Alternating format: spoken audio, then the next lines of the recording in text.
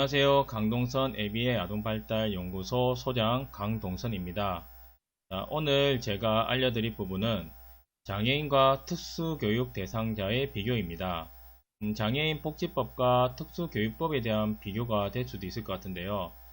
이 중에서 장애인과 특수교육 대상자의 과연 차이점은 무엇인지, 우리는 장애인하고 특수교육 대상자를 동일하게 여기는 경우도 많이 있거든요.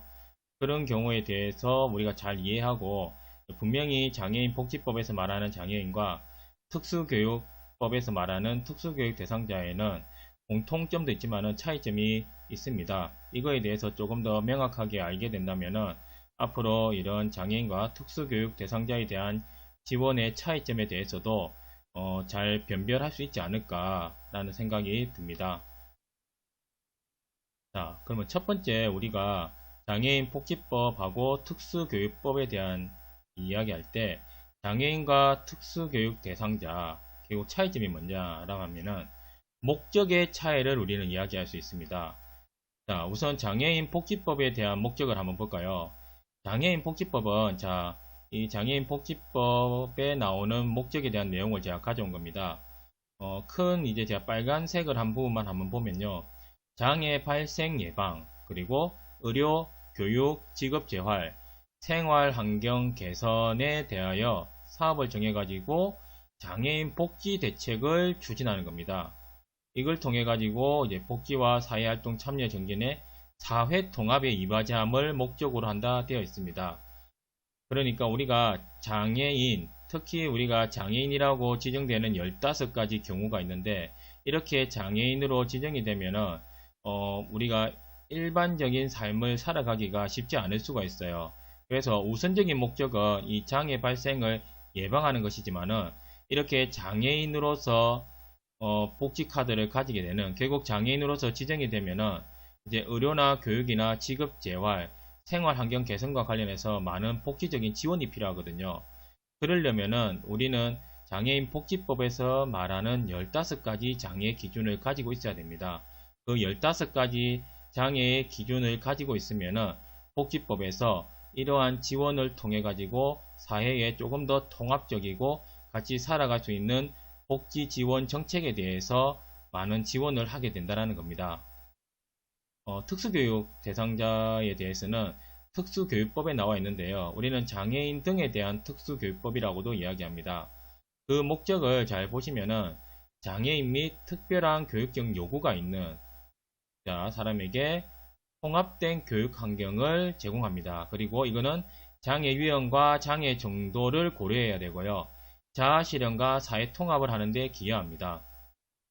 결국 장애인 복지법에서도 약간은 교육에 대한 지원이 들어가지만은, 특히 특수교육법은 교육법에 우리가 들어가는 것으로 학령기 때 교육적 지원을 더 많이 받을 수 있도록 하는 제도입니다. 그래서 복지적인 지원보다는 조금 더 교육적인 지원을 위해서 이제 장애가 있으면은 그 장애 유형과 장애 정도에 따라서 어떻게 교육을 할 수 있는지 통합된 환경을 조성을 하고, 그리고 개별화된 교육을 지원을 통해 가지고 그냥 교육적으로 다른 비장애인들을 따라갈 수 있도록 우리가 지원해 주는 것이라고 생각하면 됩니다. 자, 두 번째 한번 보시면요. 장애인과 특수교육 대상자의 차이에서 영역의 차이를 들 수 있습니다. 자, 우리가 특수교육 대상 선정 기준이라는 게 있어요. 이거는 특수교육법에 나와 있고요. 그리고 장애인 복지법에 따른 기준이 있습니다. 크게 우리가 기타 부분을 제외하면은 특수교육 대상자는 10가지로 우리가 분류를 할 수 있고, 그리고 장애인의 종류는 우리가 15가지로 이렇게 분류를 할 수 있습니다. 여기에 보시면은 분명히 장애인과 특수교육 대상자는 비슷한 점도 있지만은 확실하게 구분이 된다는 것을 알 수 있는데요. 첫 번째, 우리는 시각장애는 같은 시각장애로 이렇게 특수교육 대상에도 있고 장애인에도 있습니다. 그리고 우리가 청각장애 부분을 보시면은 청각장애도 동일하다고 할 수 있고요. 지적장애에 대한 부분도 우리는 동일한 것을 알 수 있습니다. 그리고 의사소통 장애는 이제 장애인 복지법에서는 언어장애로 해서 2가지 장애를 조금 동일시하면 되고요. 이전에 특수교육 대상자도 언어장애라는 말이 있었는데, 장애인 등에 대한 특수교육법이 되면서 의사소통 장애로 변화된 것을 알 수 있습니다. 자, 그리고 자폐성 장애, 이렇게 자폐성 장애 동일하게 되어 있고요. 자, 정서행동 장애하고 정신장애인, 우리가 완전히 동일시할 수는 없어요. 정서행동 장애는 우리 보통 말하면은 여러 가지 뭐 기본적인 부분도 있지만은 양극성 장애나 그렇지 않으면 ADHD가 주로 이루어지는 장애라고 볼 수 있고요. 정신장애 같은 경우에는 우리가 예전에는 정신분열증이라고 했던 조현병 위주로 해서 거기도 이제 우울증이나 또 여기도 양극성 장애, 그 외에도 더 많은 영역이 포함되어 있습니다. 하지만 제가 여기서 나오는 부분은 가장 그래도 비슷한 유형은 어떻게 할 수 있을까라고 했을 때 정서행동 장애와 정신장애를 이렇게 분류를 해 놓은 겁니다. 그리고 지체장애 같은 경우에는 특수교육 대상자에는 뇌병변 장애인이 없습니다. 지체장애 안에 지체장애인과 뇌병변 장애인에 대한 교육도 같이 들어가 있다고 보시면 되고요. 그리고 여기에 나오는 학습장애를 지닌 특수교육 대상자라는 말이 있습니다. 여기에서 보면 조금 더 명확한 것 같아요. 특수교육 대상으로서 학습장애는 분명히 어떠한 특별한 교육적 요구를 가졌다고 생각을 하고 그에 대한 지원 방안이 마련되어야 하지만은 복지에 대해서는 교육적 지원이 있지만은 결국에는 학습장애라는 영역하고는 크게 상관이 없기 때문에 학습장애라는 영역은 장애인 복지법에는 없습니다. 그리고 지금 명확하게 구분은 안 되지만은 건강장애와 이제 장애인 복지법에서는 신장, 심장, 호흡기, 간, 안면, 장루, 요루 장애를 주로 이렇게 할 수 있는 부분이 있습니다. 자, 이거는 정확하게 떨어지진 않지만은 그래도 가장 비슷한 영역을 찾다 보면은 건강장애와 이 영역이 비슷하다고 우리는 이야기를 할 수 있고요. 그리고 또 특수교육법에만 있는 특수교육 대상자에는 발달지체라는 용어가 있습니다. 이 발달지체는 장애인 복지법에는 없고요. 이 부분 또한 약간은 학습과 발달과 관련된 영역이라고 보시면 돼요. 49세 미만의 특수교육 대상자를 지정하는 부분인데 우리가 위에서 언급한 9가지 특수교육 대상자로 지정받기가 조금 애매한 경우가 있습니다. 그런데 이렇게 한 가지로 특정되게 특수교육 대상자가 되지 않는다고 해서 우리가 만 9세 미만에는 발달에 가장 우리가 중요한 시기라고 할 수 있는데 이때 어떤 특수교육적 욕구를 지원을 제공해 주지 않는다면 그 발달은 더 갭을 보이고 차이를 보일 수 있다는 겁니다. 그래서 우리는 예방적인 측면에서 발달 지체라는 부분을 열어놓고 여기에 포함되는 아이들 같은 경우에 특수교육 대상자로 선정을 해서 우선은 교육적 지원을 최대한 제공을 해서 만약에 9세 이후에 이 아이가 발달을 최대한 지원을 해서 발달을 해보니까 더 이상 교육적 특수교육 대상자가 아니어도 되겠다라고 하면은 자연스럽게 없어지게 되는 겁니다. 하지만 그렇게 교육을 했는데도 지원을 최대한 해줬는데도 어떠한 특정 영역으로 보일 때는 우리가 이 이후에는 지적장애를 지닌 특수교육 대상자나 안 그러면 기타 다른 장애를 지닌 특수교육 대상자가 될 수 있다는 겁니다. 이거는 이후에 특수교육법에 대해서 설명을 할 때 제가 조금 더 자세하게 설명드리도록 하겠습니다. 그리고 내전증 장애인이라는 부분이 있어요. 예전에 간질장애라고 이렇게 이야기했고요. 이 부분도 특별히 한 곳에 속한다고 볼 수는 없어요. 지체장애 영역으로 우리가 생각도 해볼 수 있지만은 그거하고는 또 다른 차이점이 있을 수 있습니다. 그래서 내전증 장애를 가진 아이들은 이후에 이제 발달에 의해서 조금은 퇴행이 되는 경우가 생깁니다. 지금은 약이 많이 좋아져서 그런 경우는 없지만은 그럴 경우에 꼭 지체장애가 아니더라도 지적장애로 이렇게 같이 되기도 하고요. 그래서 딱히 이제 특수교육 대상자로 하나로 한정하기는 쉽지 않다라고 해서 내전증 장애인은 장애인 복지법에만 있는 걸로 제가 이렇게 분류를 해 놓았습니다.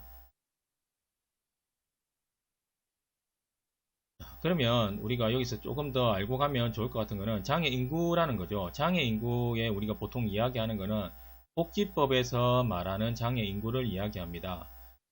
자, 우리가 보통 현재 이제 장애인구 같은 경우에 이게 2020년 기준입니다. 그러면 260만 명 정도 이렇게 우리가 장애인구를 생각할 수 있고요.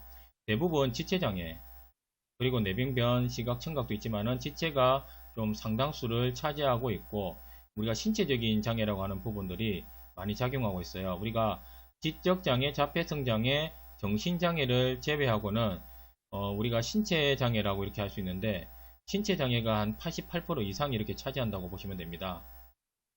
그리고 우리가 성별에 대한 현황도 한번 살펴보면요. 전체 장애 영역 중에서 아직도 남성이 이렇게 많은 성별을 차지하고 있다는 부분이고, 이거는 유전적인 요소하고도 연관이 있기 때문에 이후에 유전적인 요인에 의해서 장애와 연관된 강의를 올릴 때 이것도 설명을 부가적으로 더 드리도록 하겠습니다. 그럼 우리가 장애 아동 현황을 보면요. 아까 장애에서는 지체장애 이 부분이 되게 많았고, 그런데 여기 지적장애, 자폐성장애, 정신장애라는 부분이 있습니다. 여기 보면은 장애 아동은 지적장애, 자폐성장애가 거의 대부분 이렇게 차지하고 있어요. 이거는 이후에 자 여기에 특수교육 대상자를 봤을 때 지적장애하고 자폐성장애가 가장 많은 비율을 차지하는 걸 알 수 있죠. 신체장애 같은 경우에는 18세 이후에도 계속 발병이 하기 때문에 그 인원이 많아지는 거고요. 그런데 지적장애하고 자폐성장애는 우리가 발달장애라는 영역으로 묶입니다. 이후에 발달장애에 대해서도 제가 한번 설명해 드릴게요. 지적장애하고 자폐성장애는 발달장애 영역이라고 할 수 있는데, 이 같은 경우에는 18세 미만에 거의 다 발병이 한다고 볼 수 있고, 그렇기 때문에 우리가 학령기 때까지는 이런 지적과 자폐성장애가 훨씬 많다라는 겁니다. 그 중에서 지적장애가 상당히 많죠. 자폐성장애는 우리가 DSM-5에서는 5세까지도 가능성을 열어놨지만은, 그래도 만 3세 정도가 되면은 병원에서 이런 의심에 대해서 이야기를 하고 진단평가를 받게 됩니다. 그래서 만 3세와 4세 정도가 되면은 자폐성장애도 진단을 받을 수 있는 경우가 있기 때문에 거의 우리는 이제 발달기에 생긴다고 볼 수 있습니다. 지체장애도 왜 이렇게 많느냐라는 부분이 있는데, 자, 이 지체장애 같은 경우에는 내성마비 같은 경우에도 하나의 발달, 그러니까 2세 이전에 거의 다 내성마비는 알 수 있기 때문에 그때 교육적 요구가 많이 발생하게 됩니다. 그래서 우리는 여기 특수교육 대상자 현황을 보면은 지적장애, 자폐성장애, 그리고 지체장애가 있고, 최근에 이제 발달 지체가 계속적으로 많이 늘고 있다는 걸 볼 수 있습니다. 이후에 또 보신다면은 자폐성장애 비율이 이전보다 상당히 많이 늘고 있다는 걸 알 수 있어요. 그리고 전체 지금 보면은 95,000명 나오는데 이 인원도 지금 계속해서 증가하고 있다는 거, 이것도 장애 통계와 특수교육 대상 통계에 대해서 이야기할 때 이게 왜 그런지에 대해서 이유를 설명해 드리도록 하겠습니다. 그리고 분명히 복지법하고 특수교육법의 차이가 있기 때문에 이런 등록 절차에도 차이가 온다라는 것을 아시면 좋을 것 같습니다. 우선 우리가 장애인으로 등록되기 위해서는 어떻게 해야 되느냐라고 하면은 신청을 하게 됩니다. 각 이제 자기가 살고 있는 그 당사자가 살고 있는 이제 읍면동 사무소에 신청을 하면은 지정된 병원이 있든지 아니면은 본인이 이제 진단을 받아야 되는 병원으로 가서요. 그 장애 진단과 심사 서류 같은 걸 발급받게 됩니다. 그러면 이제 장애 진단서하고 심사 서류를 이제 발급받아서 읍면동에 접수하게 되는데요. 그러면 이제 이 장애 등급 심사 의뢰를 하게 됩니다. 이 심사 의뢰는 어디서 하느냐? 웬만하면 의료적인 기준으로 다 하지만은, 자, 이 심사는 국민연금공단에 장애를 심사할 수 있는 팀이 있습니다. 이 팀에서 나와서 우리가 장애 등급에 대해서 이제 의사에 대한 진단서와 심사, 그리고 생활 환경에 대해서도 조사를 하고요. 그리고 뭐 각 치료기관이나 때로는 교육기관에 이러한 자료들을 더 추가적으로 요청하기도 합니다. 그러고 나면은 자 예정 기준으로 해서 장애 등급하고 장애 명칭이 이렇게 되고 거기서 심사를 해서 결정을 내려주고요. 그렇게 되면은 읍면동 사무소에 이 심사 결과를 다시 알려주게 됩니다. 그러면 읍면동 사무소에서는 이제 신청을 했던 등록 장애인이나 그 보호자에게 연락이 가고요. 그렇게 되면은 복지 카드가 또 발급이 받게 되고, 장애인 등록이 되고 나서 이제 받을 수 있는 서비스에 대해서 안내를 받을 수 있게 되는 겁니다. 자, 여기에서도 그 장애 영역에 따라서 등록 절차가 조금씩 차이가 나는 부분도 있는데, 그거는 각 장애 영역에 대해서 설명을 할 때 이 등록 절차도 조금 더 알려드리도록 하겠습니다. 특수교육 대상자는 그럼 어떻게 되느냐?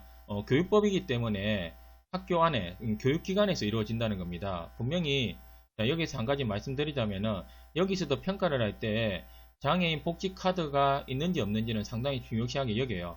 일단은 의료적인 의견도 반영을 해야 되기 때문에.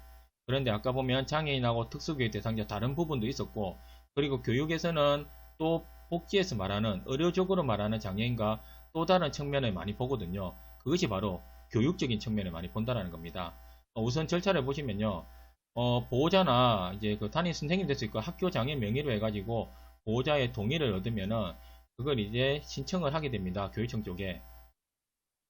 그러면 교육청에서는 이런 진단평가를 의뢰를 하는데, 이 진단평가를 어디서 하느냐?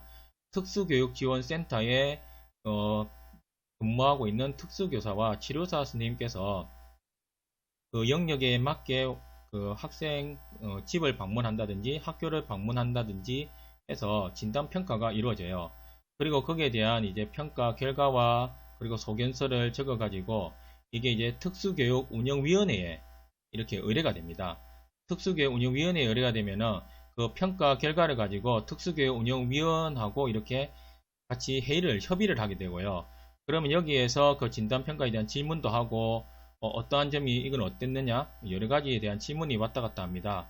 그러면서 지금 생각하고 있는 이 학생은 발달 지체로서 특수교육 지원을 받는 것이 맞겠다라고 하면은 발달 지체를 지닌 특수교육 대상자로 선정하게 되고요.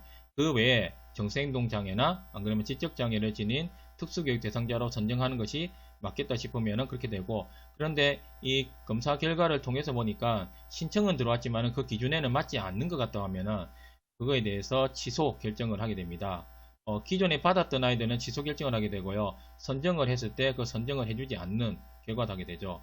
그리고 여기에서는 교육적 지원이기 때문에 교육적 지원에서 학교와 이렇게 어디에 배치되는지, 그리고 추가적으로 이야기하자면은 이후에 이 아이들은 치료 지원도 받을 수 있는데 치료 지원에 대해서도 특수교육운영위원회에서 이렇게 의결권을 가지고 있습니다. 이것도 특수교육법에 대해서 설명을 할 때 부가적으로 더 자세하게 설명하도록 하고요. 우선은 특수교육지원센터에서 이렇게 진단평가한 부분을 운영위원회에서 이 결정을 하고 나서 이제 학생과 보호자에게 이렇게 알려주고 지정된 유치원이나 학교 거기에서 이제 자기 배치 결정이 있는데 일반 학급이나 특수학급이나 특수학교에서 이렇게 배치해서 교육할 수 있는 기준으로 작용하게 됩니다.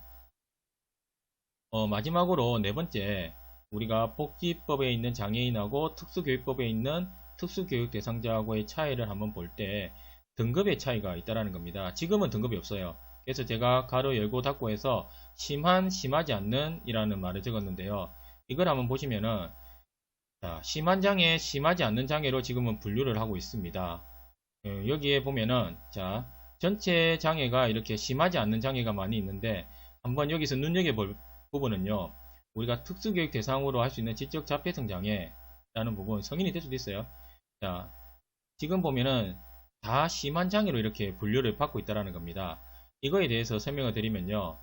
이전에 우리가 2019년도 이전에는 장애는 등급이라는 것이 있었어요. 그런데 여러 가지 학회와 협회 그리고 부모님들 장애인 단체의 요구에 의해 가지고 이런 등급에 대해서는 없애야 된다라는 생각을 하게 됐고, 그 없앴던 내용이 어떻게 되는지 한번 설명해 드릴게요.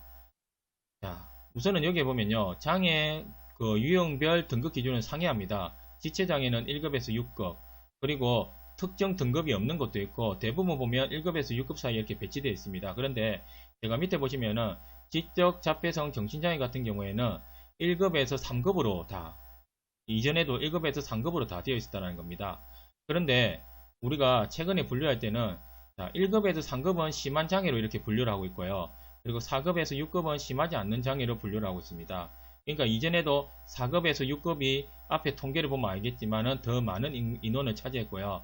그 앞에 1급에서 3급은 우리가 약간은 이제 여기서 심한이라고 하면 예전에 중증이라 해서 1급에서 3급에 분포되어 있었습니다. 그래서 결론적으로 보자면은 지적장애, 자폐성장애 같은 경우에, 정신장애는 이제 인원이 좀 작으니까 지적장애하고 자폐성장애 같은 경우에는 그 기준으로 하면은 전체가 다 심한 장애로 분류가 된다는 거죠. 그래서 통계에서도 전체 다 심한 장애로 이렇게 분류가 되고 있다는 겁니다. 그래서 현재 아마 복지카드 이렇게 가져오면은 이제 심한 장애 아니면은 심하지 않는 장애인으로 이렇게 분류된 복지카드를 아마 보실 수 있을 것입니다. 특수교육 대상자는 결론적으로 말하자면 등급이 필요 없다라는 거예요. 등급이 아니라 특수교육적 요구에 따라서 개별화 교육을 들어가는 거고요. 복지 같은 경우에는 복지의 효율성을 따지기 위해서 이전에 등급으로 해서 그 혜택이 서로 달랐어요. 지원해주는 부분이 서로 달랐는데, 하지만 등급에 대한 이제 비판이 나오면서 심한 장애인, 심하지 않는 장애인을 이렇게 이야기했는데, 자, 여기에서도 또 다른 분류가 나왔다는 그런 비판은 어쩔 수 없는 것 같습니다. 각 영역별로 지원하는 그 기준이 다 다르기 때문에 이 부분에 대해서는 복지 정책하고 좀 연관이 되어 있는데요. 이후에 복지 정책에 관한 부분도 계속적인 자료를 올려드리도록 할게요. 자, 오늘 강의는 여기서 마치고요. 자, 오늘 강의 내용은 조금 이제 포괄적인 내용이었고, 이 강의 내용과 관련된 부분들이 이후에 각 장에 의해서 조금 상세하게 제가 설명을 드리도록 하겠습니다. 그러면 이 자료를 바탕으로 뒤에 있는 자료를 조금 참고를 하시면은 아마도 조금 장애인 복지와 특수교육법에 있는 차이와 그리고 각 영역에서 왜 이렇게 나눠져 있는지에 대한 이해가 조금은 잘 되실 수 있을 것이라고 생각합니다. 이상으로 강의를 마치도록 하겠습니다. 감사합니다.